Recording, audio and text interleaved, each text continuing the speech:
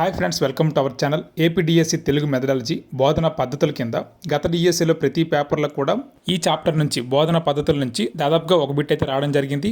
ఒక ఎగ్జామ్లో అయితే 2 బిట్ల వరకు రావడం జరిగింది. సో గత డిఎస్సిని బేస్ చేసుకునే ఈ చాప్టర్ నుంచి 40+ బిట్లు తయారు చేయడం జరిగింది. ఓల్డ్ ప్లస్ న్యూ 2 మెథడ్లు కూడా కలిపి టాప్ ప్రాక్టీస్ బిట్స్ అయితే ఇవ్వడం జరిగింది. ఇప్పుడైతే తెలుగు బోధన పద్ధతులకు సంబంధించి ఆ క్వశ్చన్స్ చూద్దాం. అలాగే ఈ బిట్సే కాకుండా 10,000+ బిట్స్ని ప్రాక్టీస్ కోసం కోర్సు లాగా పీడిఎఫ్ క్వశ్చన్స్ అండ్ ఆన్సర్స్ కలిపి క్వశ్చన్స్ వేరేగా పీడిఎఫ్ రూపంలో 199 రూపాయలకే ఇస్తున్నాం. అలాగే గ్రాండ్ టెస్టులు కూడా దానికి అడిషనల్గా 10 గ్రాండ్ టెస్టులు కూడా పెడుతున్నాం. అందులో జాయిన్ అవ్వాలని ఇంట్రెస్ట్ ఉంటే ఈ వాట్సాప్ నెంబర్కి అయితే హాయ్ అని మెసేజ్ పెట్టండి, మీకు రెస్పాన్స్ వస్తుంది. ఇక మనం బిట్లు చూద్దాం. తెలుగు మెథడ్ బోధనా పద్ధతులు. 1వది, కృత్యాలు స్వయంగా నిర్వహించడం అనే సూత్రం ఆధారమైన బోధనా పద్ధతి. Kinder garden, Montessori, project method ఏదీ కాదు. ఆన్సర్ ఆప్షన్ ఏ, కిండర్ గార్డెన్. కిండర్ గార్డెన్ పద్ధతిలో కృత్యాలు స్వయంగా నిర్వహించడం అనే సూత్రం ఆధారంగా ఈ బోధన పద్ధతి రూపొందించబడింది. ఫ్రోబెల్ దీని యొక్క కర్త. 2వది, మన దేశంలో క్రింది ఏ పద్ధతిని మొదటగా ఈశ్వరీభాయ్ పటేల్ కమిటీ ప్రస్తావించింది? కృత్యాధార పద్ధతి, కార్యకలాపాల పద్ధతి, పని ద్వారా అభ్యసనం, పైవన్నీ. ఆన్సర్ ఆప్షన్ డి, పైవన్నీ. కృత్యాధార పద్ధతికే మారుపేర్లు కార్యకలాపాల పద్ధతి, పని ద్వారా అభ్యసనం అని కూడా దీన్నే అంటారు. 3వది, సాధారణంగా కృత్య నిర్వహణ ఎన్ని రకాలుగా ఉంటుంది? 2, 3, 4, 5. Answer option B, 3. ఏవంటే వైయక్తిక, ఇండివిజువల్, అలాగే జట్టు కృత్యాలు, సామూహిక కృత్యాలు. వైయక్తిక కృత్యాలు, జట్టు కృత్యాలు, సామూహిక కృత్యాలు, ఇలా 3 రకాల కృత్యాలు అయితే నిర్వహణ రకాలుగా ఉన్నాయి. 4వ బిట్టు, అందరికీ విద్య అందించాలి అని చెప్పే మన దేశ రాజ్యాంగంలో ఆర్టికల్ ఏది? 14వ ఆర్టికల్, 21వ ఆర్టికల్, 45వ article, 15(1) article. Answer option C, 45వ ఆర్టికల్. 45వ ఆర్టికల్ ఏం చెప్తుందంటే అందరికీ విద్య సమానంగా అందించాలి అని చెప్పే మన దేశ రాజ్యాంగంలో ఆర్టికల్ ఏది అంటే 45వ ఆర్టికల్. 5వది, బహుళ తరగతి బోధన చేస్తున్న రామ్మోహన్ అనే ఉపాధ్యాయుడు ఒక తరగతికి 1 గంటలో కనీసం ఎన్ని నిమిషాలు ప్రత్యక్ష బోధన జరపాలి? 10 నిమిషాలు, 15 నిమిషాలు, 20 నిమిషాలు, 25 నిమిషాలు. ఆన్సర్ ఆప్షన్ సి, 20 నిమిషాలు. బహుళ తరగతి బోధనలో టీచర్ డైరెక్ట్గా ప్రత్యక్ష బోధనకి ఒక తరగతికి 1 గంటకి 20 నిమిషాలు కేటాయించాలి. మిగతా 40 నిమిషాలు మానిటర్ సహాయమైన స్వయం అధ్యయనమైన చేయించుకోవచ్చు. కానీ కనీసంగా 20 నిమిషాలు ప్రత్యక్ష బోధన జరపాలి, లేకపోతే పిల్లలు వారి ప్రేరణ దెబ్బతింటుంది. 6వది, డాల్టన్ పద్ధతి గురించి సరికానిది. ఈ పద్ధతి మొదట అనుసరించింది హెలెన్ పార్క్ హారెస్ట్. ఈమె మాంటిస్సోరీ విధానంతో ప్రభావితురాలైంది. ఈ విధానంలో ప్రత్యేకంగా విద్యార్థికి తరగతులు ఉండవు. ఏదీ కాదు. ఆన్సర్ ఆప్షన్ డి, ఏదీ కాదు. పై 3 కూడా సరైనవే డాల్టన్ పద్ధతి గురించి. డాల్టన్ పద్ధతి అనుసరించింది హెలెన్ పార్క్ హారెస్ట్. ఈమె మాంటిస్సోరీ విధానంతో ప్రభావితురాలైంది. ఈ విధానంలో ప్రత్యేకంగా విద్యార్థికి తరగతులు అంటూ ఉండవు. ఓన్లీ నియోజనాలు మాత్రమే 3 రకాలైనవి ఉంటాయి. నెక్స్ట్ 7వది, క్రింది వానిలో దీనిని చదువు పద్ధతి అని అంటారు? చర్చా పద్ధతి, కృత్యాధార బోధన పద్ధతి, పర్యవేక్షిత అధ్యయనం, నియోజన పద్ధతి. ఆన్సర్ ఆప్షన్ సి, పర్యవేక్షిత అధ్యయనం. ఈ పర్యవేక్షిత అధ్యయనానికే ఇంకో పేరు చదువు పద్ధతి. అంటే స్వయంగా వాళ్ళకి వాళ్ళు చదువుకునే పద్ధతే పర్యవేక్షిత అధ్యయనం. 8వది, ఉపదేశాత్మక పరికరాలు అనేది క్రింది ఏ పద్ధతితో ముడిపడి ఉంది? కిండర్ గార్డెన్ పద్ధతి, మాంటిస్సోరీ పద్ధతి, డాల్టన్ పద్ధతి, పర్యవేక్షిత అధ్యయనం. ఆన్సర్ ఆప్షన్ బి, మాంటిస్సోరీ పద్ధతి. మాంటిస్సోరీ పద్ధతిలో ఉపదేశాత్మక పరికరాలు అనే వాటితో బోధన జరుగుతుంది కాబట్టి ఆ పద్ధతికి సంబంధించినది. 9వది, మాంటిస్సోరీ విద్యా విధానంలో పీడోమీటర్ దేనికి సంబంధం కలది? శరీర అభివృద్ధిని మదింపు చేసే సాధనం, బహుమతులు ఇచ్చే పరికరం, మానసిక అభివృద్ధిని కొలిచే సాధనం, పైవన్నీ. ఆన్సర్ ఆప్షన్ ఏ, శరీర అభివృద్ధిని మదింపు చేసే సాధనమే పీడోమీటర్. శరీర అభివృద్ధిని మదింపు చేసే సాధనమే పీడోమీటర్. క్వశ్చన్ డిఫరెంట్ చేసి పీడోమీటర్ ఏ పద్ధతికి సంబంధించిందని కూడా అడగవచ్చు. మాంటిస్సోరీ పద్ధతి అలా కూడా గుర్తుంచుకోవాలి.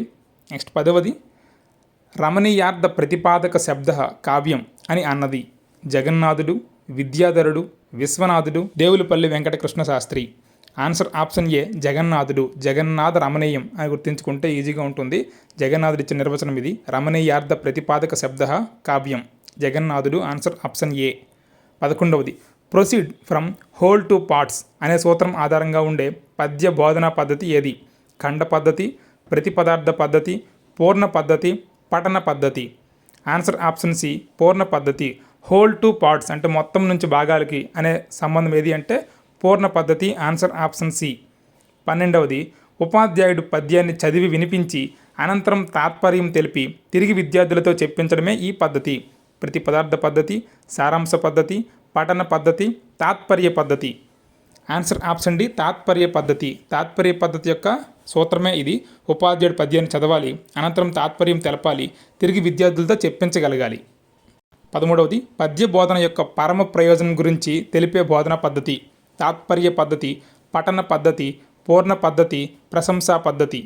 ఆన్సర్ ఆప్షన్ డి ప్రశంసా పద్ధతి. ఒక పద్యంలో కవి గురించి కానీ, నీతిని, అందులో రసాన్ని, పాకాన్ని, మొత్తాన్ని, కాలాన్ని ప్రశంసించగలిగితే అదే పరమ ప్రయోజనం కాబట్టి ఆన్సర్ ఆప్షన్ డి ప్రశంసా పద్ధతి. నెక్స్ట్ 14వది ప్రస్తుతం పాఠశాలలో హెర్బర్ట్ స్పెన్సర్ బోధనా సోపాన క్రమం అనుసరించి ఏ పద్ధతిలో పద్య బోధన చేయాలి? ఖండ పద్ధతి, ప్రతి పదార్థ పద్ధతి, పూర్ణ పద్ధతి, సారాంశ పద్ధతి. ఆన్సర్ ఆప్షన్ సి పూర్ణ పద్ధతి. ఇదే ఉత్తమమైన పద్ధతి కాబట్టి హెర్బర్ట్ స్పెన్సర్ బోధనా సోపాన క్రమం అనుసరించి పూర్ణ పద్ధతిలో పద్య బోధన జరపాలి. 15వది హెర్బర్ట్ పాఠ్యబోధన సోపానంలో ప్రధానమైన సోపానం అని దేనిని అంటారు? ప్రవేశం, ప్రదర్శన, గైహికం, పునర్విమర్శ. ఆన్సర్ ఆప్షన్ బి ప్రదర్శన. ఎందుకంటే బోధన పద్ధతులు ఉపయోగించి ఇక్కడ ఎక్కువ కాలం మనం పిల్లలతో ఇంటరాక్ట్ అవుతాం కాబట్టి ప్రదర్శనే అతి ముఖ్యమైన ప్రధానమైన సోపానం. 16వది గద్యం గురించి సరి అయినది. పద్యం కంటే గద్యం రాయడం కష్టం. గద్యం ఛందోరహితమైనది. సింహగిరి వచనములు కృష్ణమాచార్యులు రచించిన మొదటి గద్య రచన. పైవన్నీ. ఆన్సర్ ఆప్షన్ డి పైవన్నీ. గద్యం గురించి పైవన్నీ కూడా సరైనవే. పద్యం కంటే గద్యం రాయడమే కష్టం. గద్యం ఛందోరహితమైనది, ఛందస్సిందులో ఉండదు. సింహగిరి వచనములు కృష్ణమాచార్యులు రచించిన మొట్టమొదటి గద్య రచన. ఈ పైవన్నీ కూడా సరైనవే. 17 5వ తరగతిలో ఉన్న ఇటిజ్ఞ పండుగ పాఠ్యభాగం క్రింది ఏ గద్య పద్ధతిలో బోధించాలి? కృత్య పద్ధతి, కథా కథన పద్ధతి, సంభాషణ పద్ధతి, ప్రవచన పద్ధతి. ఆన్సర్ ఆప్షన్ సి సంభాషణ పద్ధతి. ఎందుకంటే ఇటిజ్ఞ పండుగ అక్కడ సంభాషణ రూపంలో ఉంటుంది కాబట్టి మనం సంభాషణ పద్ధతిని ఉపయోగించి ఆ పాఠ్యభాగాన్ని బోధించాలి గద్య పద్ధతిలో. 18వది హెర్బర్ట్ పాఠ్య బోధనా సోపానంలో క్రింది ఏ ఉప అంశం ప్రవేశం అనే సోపానంలో ఉండదు? శీర్షిక ప్రకటన, ఉన్ముఖీకరణ, పూర్వజ్ఞాన పరిశీలన, రచయిత పరిచయం. ఆన్సర్ ఆప్షన్ డి రచయిత పరిచయం. రచయిత పరిచయం ప్రదర్శనలో ఉంటుంది. ఇక్కడ ప్రవేశంలో పై 3 కూడా ఉంటాయి, 4వది ఉండదు. 19వది వివిధ భాషల మధ్య గల సంబంధం తెలియజేసే వ్యాకరణం ఏది? వర్ణనాత్మక వ్యాకరణం, తులనాత్మక వ్యాకరణం, చారిత్రాత్మక వ్యాకరణం, బి మరియు సి. ఆన్సర్ ఆప్షన్ బి తులనాత్మక వ్యాకరణం.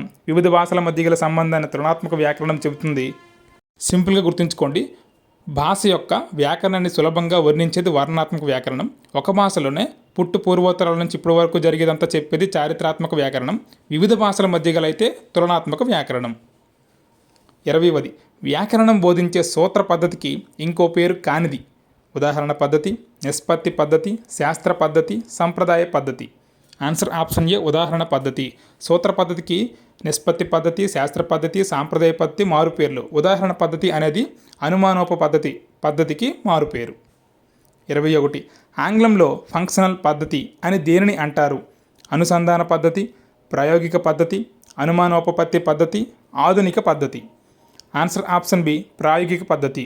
ఈ ప్రాయోగిక పద్ధతికే ఫంక్షనల్ పద్ధతి అని ఆంగ్లంలో అంటారు. ఆన్సర్ ప్రాయోగిక పద్ధతి.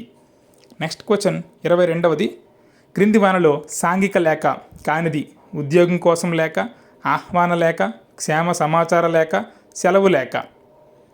ఆన్సర్ ఆప్షన్ సి క్షేమ సమాచార లేఖ. ఇది సాంఘిక లేఖ కాదు, ఇది వ్యక్తిగత లేఖ.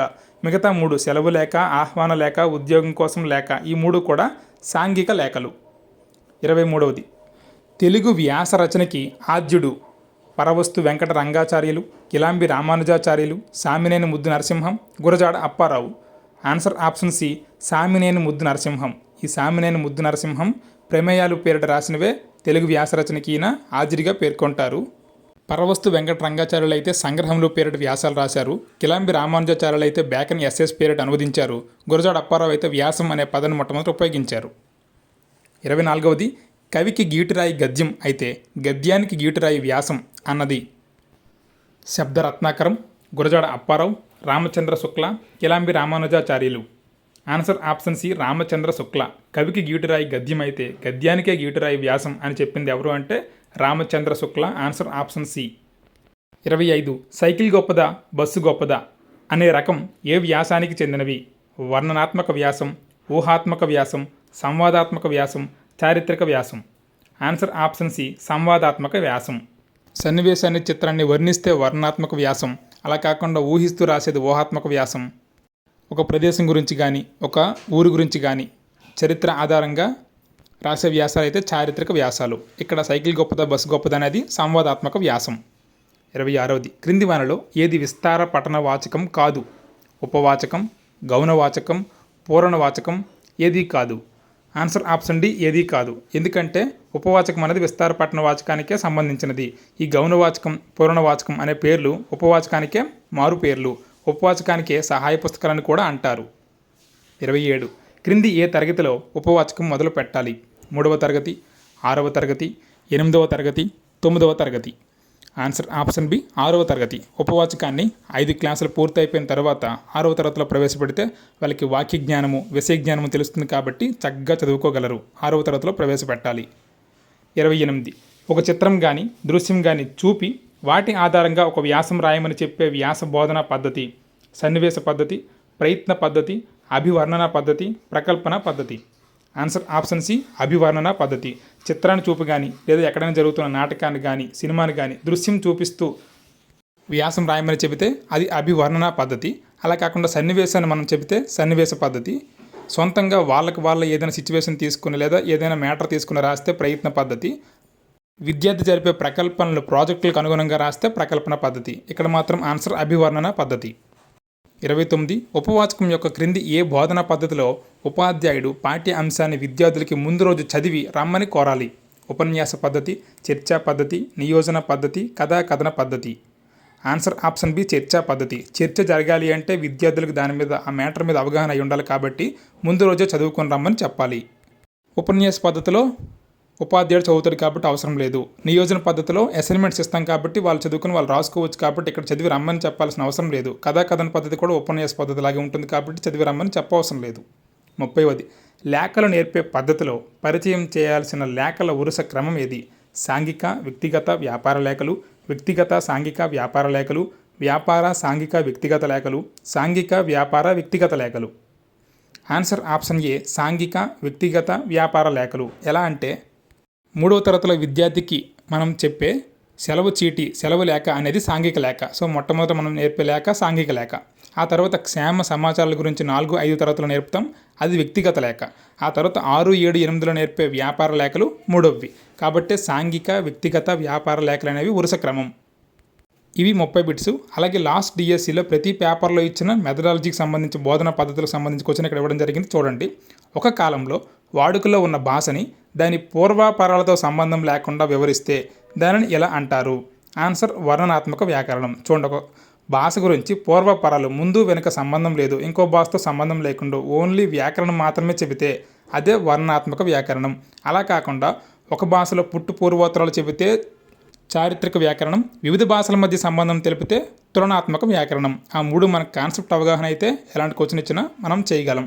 76, భక్తి, వాత్సల్య, కరుణ, అద్భుత రసాలతో కూడిన పద్యాలు వాచకాల్లో ఈ స్థాయిలో ఉండాలి. ప్రాథమికోన్నత. నీతి పద్యాలు, భక్తి పద్యాలు, శతక పద్యాలు అయితే ప్రాథమిక దశ. ఈ భక్తి, వాత్సల్య, కరుణ, అద్భుత రసాలు అయితే ప్రాథమికోన్నత దశ. అలా కాకుండా శైలీ భేదాలు, విమర్శనాత్మక దృష్టి ఉన్నవి ఉన్నత దశ. అలా గుర్తుంచుకోండి. Next question 77, Karl Groos, Valentine, Ross మొదలగు విద్యావేత్తలు సమర్థించిన బోధనా పద్ధతి ఏది అంటే క్రీడా పద్ధతి. ఇది న్యూ మెథడ్లో ఇవ్వడం జరిగింది. అలాగే 75, విద్యార్థులలో శాస్త్రీయ దృక్పథాన్ని పెంపొందించే బోధనా పద్ధతి. ఆన్సర్ ఉద్యమ పద్ధతి. ఉద్యమ పద్ధతి అంటే ఏదో గందరగోళం అవసరం లేదు. ఉద్యమ పద్ధతిని దేన్ని అంటారంటే ప్రాజెక్ట్ మెథడ్. ప్రకల్పన పద్ధతికే ఇంకో పేరు ఉద్యమ పద్ధతి.